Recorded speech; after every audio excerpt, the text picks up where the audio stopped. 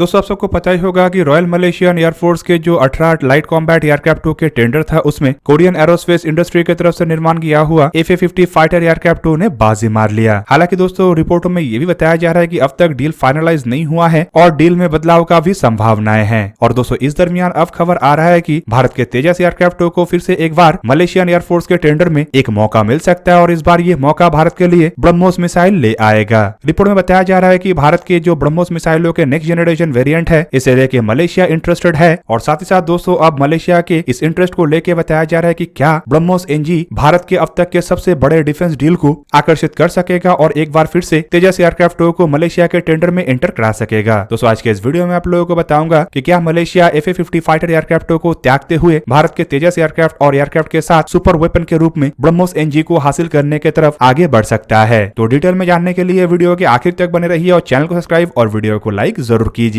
तो दोस्तों defence expo 2022 exhibition जो हाल ही में ही गुजरात के शहर गांधीनगर में आयोजित हुआ था उसके साइडलाइन पे हुए मीटिंगों के हवाला देते हुए फाइनेंशियल एक्सप्रेस ऑनलाइन की तरफ से हाल ही में कुछ अन्य सोर्सेज का इंफॉर्मेशन को कोट करते हुए जानकारी दिया गया है कि मलेशिया की तरफ से भारत के नेक्स्ट जनरेशन के ब्रह्मोस मिसाइल मतलब ब्रह्मोस एनजी को लेकर इंटरेस्ट दिखाया जा रहा है। दोस्तों यहाँ पे नेक्स्ट जनरेशन के ब्रह्मोस या फिर कहे तो ब्रह्मोस एनजी असल में करंट ब्रह्मोस मिसाइलों के मिनिएचर वर्जन है, मतलब छोटे आकार के वर्जन है जो वजन में भी हल्का है और आकार में भी छोटा है। फिलहाल अगर ब्रह्मोस मिसाइलों के एक्सपोर्ट को देखा जाए तो अब तक भारत को इन मिसाइलों को लेके एक ही बड़ा सक्सेस मिला है और वो है फिलीपीन और फिलीपीन के द्वारा करीब करीब $375 मिलियन के लागत से भारत से ब्रह्मोस मिसाइलों को खरीदा गया है और दोस्तों ये करंट वेरिएंट के ब्रह्मोस मिसाइल है। रिपोर्ट में ये भी दावा किया जा रहा है कि मलेशिया असल में जो ब्रह्मोस एनजी मिसाइलों को खरीदने को लेकर इंटरेस्ट दिखा रहा है वो मलेशिया की तरफ से अपने सुखोई 30 एयरक्राफ्ट में इंटीग्रेट किया जा सकता है। जबकि अगर करंट ब्रह्मोस मिसाइलों के एयर लॉन्च वेरिएंटों को देखा जाए मतलब ब्रह्मोस ए फिलहाल इसका इस्तेमाल केवल मात्र सुखोई 30 MKI एयरक्राफ्ट के द्वारा ही हो रहा है। मतलब ब्रह्मोस मिसाइलों के एयर लॉन्च वेरिएंटों को अगर मलेशिया की तरफ से खरीदा जाता है तब भी ये मलेशिया इस्तेमाल कर सकेगा। दोस्तों ब्रह्मोस एनजी मिसाइलों को अगर देखा जाए तो ये करंट प्लेटफॉर्म से काफी अधिक डिफरेंट है और रिपोर्ट के मुताबिक ये केवल मात्र सुखोई 30 MKI नहीं बल्कि इसके अलावा भी कई तरीके के प्लेटफॉर्मों में इंटीग्रेट किया जा सकेगा।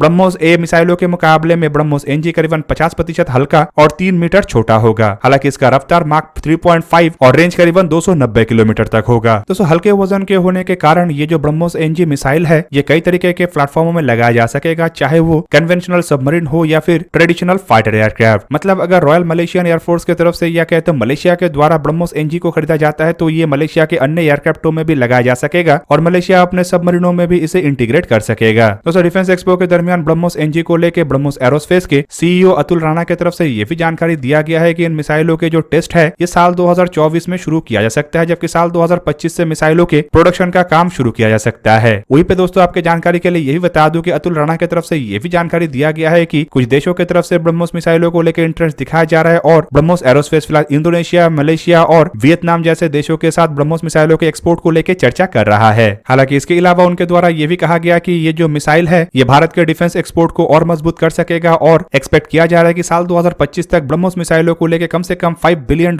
के एक्सपोर्ट ऑर्डर ब्रह्मोस एरोस्पेस को मिले। हालांकि दोस्तों ब्रह्मोस मिसाइलों के एक्सपोर्ट को लेकर अब इसके साथ तेजस एयरक्राफ्ट को भी जोड़ा जा रहा है। मतलब अगर मलेशिया की तरफ से ब्रह्मोस मिसाइलों को खरीदा जाता है तो ये मिसाइलों के डील भारत के तेजस एयरक्राफ्ट के संभावनाओं को बढ़ा सकता है और मलेशिया की तरफ से जो FA-50 एयरक्राफ्ट को चुना गया है उसे काट के फिर से एक बार टेंडर में तेजस को एंटर करा सकता है। दोस्तों मलेशियन एयरफोर्स के अगर फाइटर एयरक्राफ्ट के टेंडर को देखा जाए तो 18 एयरक्राफ्ट को खरीदने को लेकर मलेशिया के द्वारा जो टेंडर जारी किया गया था उस टेंडर के मुताबिक 2 एयरक्राफ्ट को फाइनलाइज किया गया था, जिनमें भारत के तेजस एयरक्राफ्ट के अलावा साउथ कोरिया के कंपनी कोरियन एरोस्पेस इंडस्ट्री के FA-50 जैसे एयरक्राफ्ट शामिल था। रिपोर्ट में यही बताया जा रहा है कि मलेशिया की तरफ से सितंबर महीने में ही साउथ कोरिया के एयरक्राफ्ट को चुनते हुए साउथ कोरिया के साथ आगे बढ़ने को लेकर चर्चा शुरू किया गया और डील फिलहाल फाइनल स्टेज में है। हालांकि दोस्तों कुछ मीडिया रिपोर्टों में यही बताया जा रहा है कि डील अब तक फाइनलाइज नहीं हुआ है और इसमें बदलाव का संभावनाएं हैं और अगर भारत की तरफ से ब्रह्मोस एनजी जैसे मिसाइलों को तेजस में इंटीग्रेट करके ऑफर किया जाता है तो संभावित यहाँ पे तेजस एयरक्राफ्ट के संभावनाएं फिर से एक बार उभर के आगे आए। दोस्तों ब्रह्मोस एनजी मिसाइल एक ऐसा मिसाइल है जो केवल मात्र सुखोई 30 MKI या सुखोई 30 सीरीज के अन्य एयरक्राफ्टों में नहीं लग सकता है बल्कि इसके अलावा भारत के स्वदेशी तेजस एयरक्राफ्टों में भी लग सकता है। फिलहाल रिपोर्ट में बताया जा रहा है कि पहले तो इन मिसाइलों का टेस्ट और ट्रायल सुखोई 30 MKI एयरक्राफ्टों से ही शुरू किया जाएगा, जबकि इसके अलावा बाद में इन मिसाइलों को तेजस एयरक्राफ्टों में इंटीग्रेट करने के साथ साथ इंडियन एयरफोर्स के अन्य एयरक्राफ्टों में भी इंटीग्रेट किया जाएगा। ब्रह्मोस एनजी मिसाइलों को लेकर ये भी बताया जाता है कि ऐसा करीबन 4 मिसाइल जहां पे सुखोई 30 MKI जैसे एयरक्राफ्टों में लगाया जा सकेगा तो वहीं पे तेजस एयरक्राफ्ट भी कम से कम ऐसे 2 मिसाइलों को कैरी करके उड़ान भरने में सक्षम होगा। दूसरी तरफ ब्रह्मोस एनजी मिसाइलों को काफी लो को रडार क्रॉस सेक्शन वाले मिसाइल के रूप में भी देखा जा रहा है। मतलब ये एक तरीके के स्टेल्थ मिसाइल है और अपने प्रोफाइल को छुपाते हुए ये टारगेट तक जहां पे जा सकता है, तो वहीं पे इसकी जो रफ्तार है ये इतना अधिक है कि इसे रोक पाना लगभग नामुमकिन होगा। दोस्तों इन मिसाइलों के इसी खासियतों को देखते हुए मलेशिया की तरफ से इन मिसाइलों को लेकर इंटरेस्ट दिखाया जा रहा है। तो वहीं पे दोस्तों आपके जानकारी के लिए बता दूं कि अगर मलेशिया को चाइना जैसे देशों को काउंटर करना है तो भारत के ये जो हथियार है ये मलेशिया के लिए काफी उपयोगी होगा। दोस्तों चाइना की तरफ से साउथ चाइना सी के एक बहुत बड़े हिस्से के ऊपर दावा किया जाता है जिनमें मलेशिया के भी एक्सक्लूसिव इकोनॉमिक जोन शामिल है। और हाल ही की अगर रिपोर्ट को देखा जाए तो चाइना की तरफ से करीबन 16 फाइटर एयरक्राफ्टों को मलेशिया के एक्सक्लूसिव इकोनॉमिक जोन के अंदर 60 नॉटिकल माइल मतलब करीबन 110 किलोमीटर तक अंदर भेजा गया था, जिसके रिस्पॉन्स में मलेशिया की तरफ से अपने फाइटर एयरक्राफ्टों को भी डिप्लॉय करना पड़ा था। ऐसे में दोस्तों मलेशिया को चाइना के थ्रेट को काउंटर करने के लिए अपने बेड़े को और मजबूत करने का आवश्यकता है। दोस्तों मलेशिया की तरफ से जारी किया गया टेंडर के मुताबिक मलेशिया के सामने भारत के द्वारा जो ऑफर रखा गया था उनमें हिंदुस्तान एरोनॉटिक्स लिमिटेड के मेंटेनेंस, रिपेयर और ओवरहॉलिंग फैसिलिटी को मलेशिया में निर्माण करने के साथ साथ मलेशियन एयरफोर्स के जो रशियन मेड सुखोई 30 एयरक्राफ्ट है उसे भी मेंटेन करने का ऑफर भारत की तरफ से किया गया था। हालांकि इससे एक तरीके से जहां पे तेजस एयरक्राफ्टों के संभावनाएं बढ़ा था, तो वहीं पे साउथ कोरिया के एयरक्राफ्टों को इसके बावजूद किस बेस पे सिलेक्ट किया गया या फिर फाइनल किया गया इसके बारे में पता नहीं चलता। हालांकि मलेशिया के रिपोर्ट में यह दावा किया जा रहा है कि एयरक्राफ्टों को चुनने के पीछे कई तरीके के धांधली हुआ है, जिनमें किकबैक्स भी मिला है और साउथ कोरिया की तरफ से भयंकर तरीके से लॉबिंग भी किया गया है। रिपोर्ट में तो यह भी दावा किया जाता है कि मलेशिया के फाइनेंस डिपार्टमेंट और डिफेंस डिपार्टमेंट के बीच में डील को लेकर सहमति नहीं है, मतलब दोनों एक मत नहीं है और जितना बजट एलोकेट हुआ था उससे बाहर जाके मिनिस्ट्री ऑफ डिफेंस की तरफ से इन एयरक्राफ्टों को खरीदने का जहां पे इरादा उठाया गया, तो इस कारण मिनिस्ट्री ऑफ फाइनेंस की तरफ से इस इरादे को लेकर सवाल भी उठाया गया। जबकि मिनिस्ट्री ऑफ फाइनेंस के कुछ रिपोर्टों के हवाला देते हुए मलेशियन मीडिया में यह भी बताया जाता है कि इससे कम कीमत में भारत के द्वारा तेजस एयरक्राफ्टों का ऑफर किया गया है और यह भी बताया जाता है कि भारत के तेजस एयरक्राफ्टों के ऑफर में जो active electronical scan air radar, air to air refuelling probe जैसे सिस्टम है इसका भी जिक्र है। लेकिन FA-50 एयरक्राफ्टों में ना ही अब तक ना ही active electronical scan air radar है और ना ही एरियल रिफ्यूलिंग प्रॉप है। जबकि तेजस एयरक्राफ्टों में beyond visual range air to air missile भी है और FA-50 में अब तक इसे इंटीग्रेट नहीं किया जा सका। FA-50 की तरफ से इन सभी चीजों को इंटीग्रेट करके देने का बात कहा गया है, लेकिन माना जा रहा है कि इसके लिए शायद मलेशिया को और इंतजार करना पड़े। हालांकि दोस्तों इन सवालों के कारण ही बताया जा रहा है कि डील अब तक फाइनलाइज नहीं हुआ है और यहाँ पे तेजस एयरक्राफ्टों के संभावनाएं अभी भी बचा हुआ है। आपके जानकारी के लिए बता दूं कि अगर मलेशिया की तरफ से तेजस एयरक्राफ्ट को खरीदा जाता है और इसमें ब्रह्मोस एनजी को इंटीग्रेट करने का बात कहा जाता है, तो ऑब्वियसली ये मलेशिया के ताकत को भी बढ़ाएगा और ये पॉसिबल भी है। मलेशिया के बेड़े में अगर इस्तेमाल किए जाने वाले एयरक्राफ्टों को देखा जाए तो यहाँ पे सुखोई 30 के अलावा FA-18 जैसे एयरक्राफ्ट है और कुछ हॉक एयरक्राफ्ट है। सुखोई 30 यहाँ पे ब्रह्मोस के साथ साथ ब्रह्मोस एनजी दोनों से ही इंटीग्रेट हो सकता है, तो वहीं पे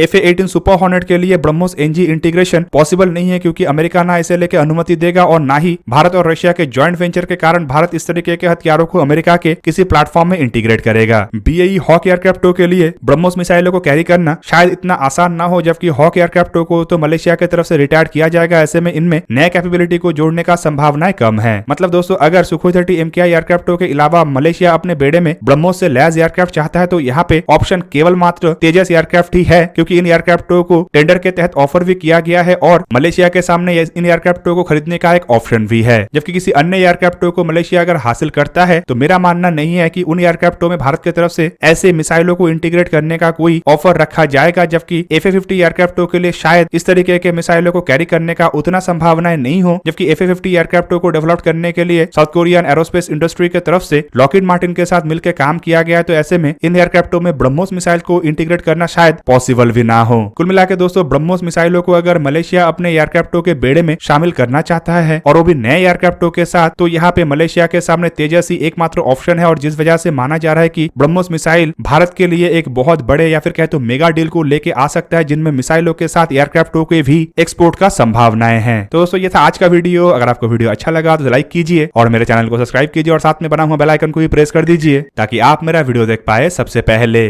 जय हिंद।